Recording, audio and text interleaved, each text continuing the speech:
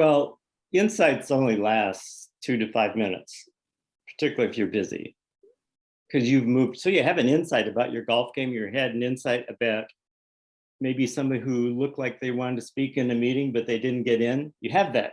You notice things. Well, they disappear unless you somehow keep a record of them. After every event, you can replay that event. Now, if you're in meetings back to back to back, you have no time to replay that last meeting. In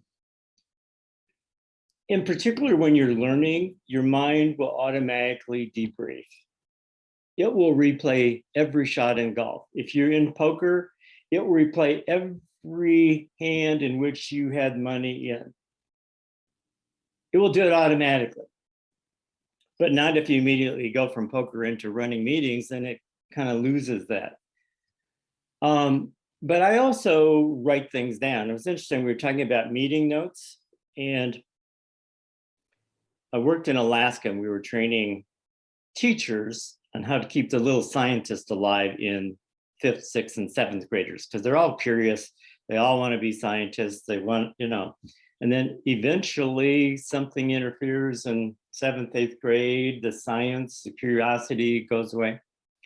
So we brought in scientists who were studying things in Alaska. And we brought in this guy who studied grizzly bears in the Mackenzie River. And he says, well, let me show you how I take notes.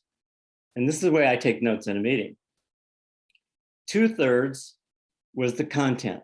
So these are his observations about the bears. 1/3 is what his mind does while he's watching the bears. The first little part is about non-relevant thoughts that come to mind. Pick up milk on the way home. So he writes it down, so he's finished with it, he can come back to bears.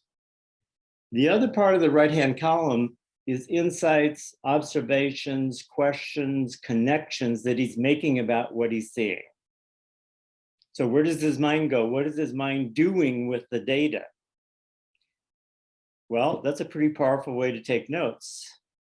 Okay, I got enough here to capture the content, the flow, and what's coming to mind, because 2 things happen. Number 1, when I write it over here, I've cleared it temporarily. I can come back and focus on the conversation.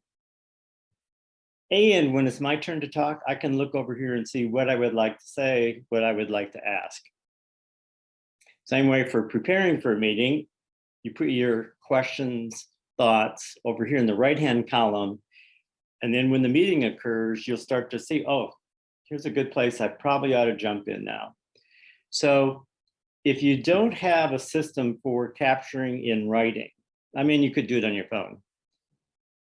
You simply don't get the value of experience.